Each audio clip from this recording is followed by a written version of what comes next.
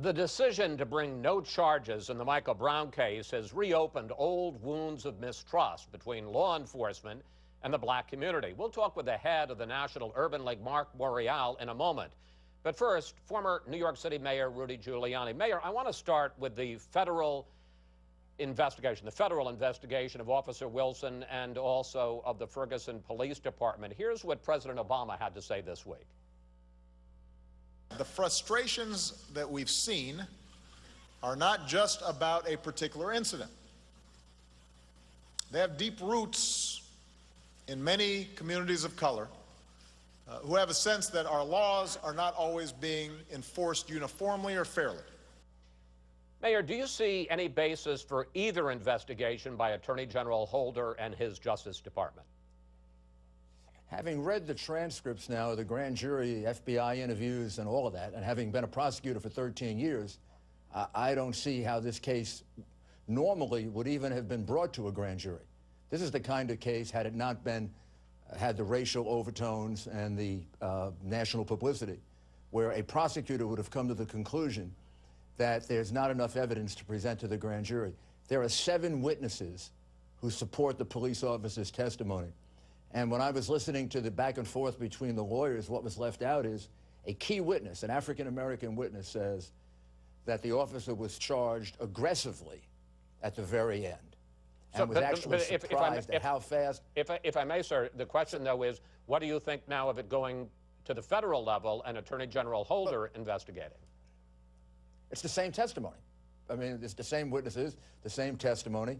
In other words, the Attorney General Holder is going to have to take a case in which a jury couldn't find probable cause to indict, and he's going to have to try to find probable cause in front of a federal grand jury when there are 7 African-American witnesses supporting the police officer's testimony.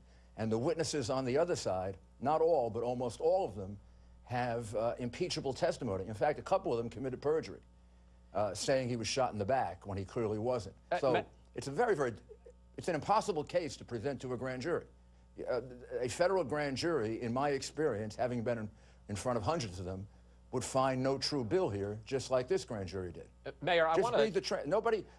Mayor, if I can, nobody wants to read these transcripts. Okay, Mayor, let me move you on to the bigger issue, though, because I want you to take a look at a poll that we found. 70% of blacks say people in their community are treated less fairly than whites in dealing with the police. Only 37% of whites make the same complaint. Question, do you think that blacks have a legitimate complaint about racial discrimination by police in their communities? Yes, I do.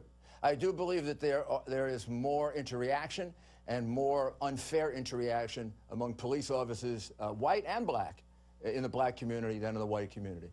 And I think some of that responsibility is on the police department and on police departments to train their police officers better and to make their police departments much more diversified. But I think just as much, if not more, responsibility is on the black community to reduce the reason why the police officers are assigned in such large numbers to the black community. It's because blacks commit murder 8 times more per capita than any other group in our society. And when I assigned police officers with Commissioner Bratton and Commissioner Safer, we did it based on statistics. We didn't do it based on race. If there were a lot of murders in a community, we put a lot of police officers there. If I had put all my police officers on Park Avenue and none in Harlem, thousands and thousands more blacks would have been killed during the 8 years that I was mayor. Mayor, the police are there.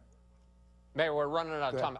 I do want to ask you about a specific case in Cleveland this week, and we're going to put the video up, and I'm sure you're familiar with the case. This was a 12-year-old boy who was walking around waving what turned out to be an air pistol. Police respond to a call, and an officer comes up and shoots him dead in 2 seconds. Mayor, I know it's one case, but does this give a sense of what the black communities complain about, that police are on a hair trigger in their communities? Well, I mean, there's no question that individual cases have situations that are unjustified. But you've got to put it in proper context. Why is it happening? Why is it happening more often in the black community? And doesn't it actually logically make sense that it's going to happen more often in the community where there is 5, 6, 7, 8, 9 times more violence than in another community? So if you want to work on the problem, you got to work on both sides. When the president talked about training, he talked about training the police. I'm all with him. Train the police and make them better. I tried hard. We have a diverse police department in New York. But you got to work on the other side of it, too. This is not a one-sided story, and it is presented always as a one-sided story. No, well, that's why we're talking to you, sir. I got 1 minute left, so I'm going to ask you to try to confine it to that. There are several reforms that critics of the police are talking about now, and I want to put them up on the screen and get your reaction to them. Please. Putting body cameras on police, having a police force that reflects the racial makeup of a community, ending broken window and stop and frisk, what's called aggressive policing. Are those good ideas? Yes, yes, and no. Simple. I have changed my mind on body cameras. At one time, I thought they were a mistake. Now I believe they are a very good idea because 90%, 95% of these situations, the police officers turn out to be justified. And had this police officer had a body camera, we would not be having this discussion. But very briefly, in 30 seconds, if I can, sir, in 30 seconds, what's wrong with the one you said no to, which is the aggressive policing? Aggressive policing, stop and frisk means searching for guns. It's the reason why New York City reduced crime by 65, 70%. If you're talking about massive stop and frisk, obviously that's wrong. But stop and frisk is based on a reasonable cause to believe somebody's committing a crime. It's in the Constitution. Every police department does it. If you overdo it, and some police departments have, then it is wrong. So maybe the answer to that is yes and no. The first two questions, the answer is yes. Mayor Giuliani, we want to thank you so much for coming in and talking with us. Wish we had more time, sir. Thank you.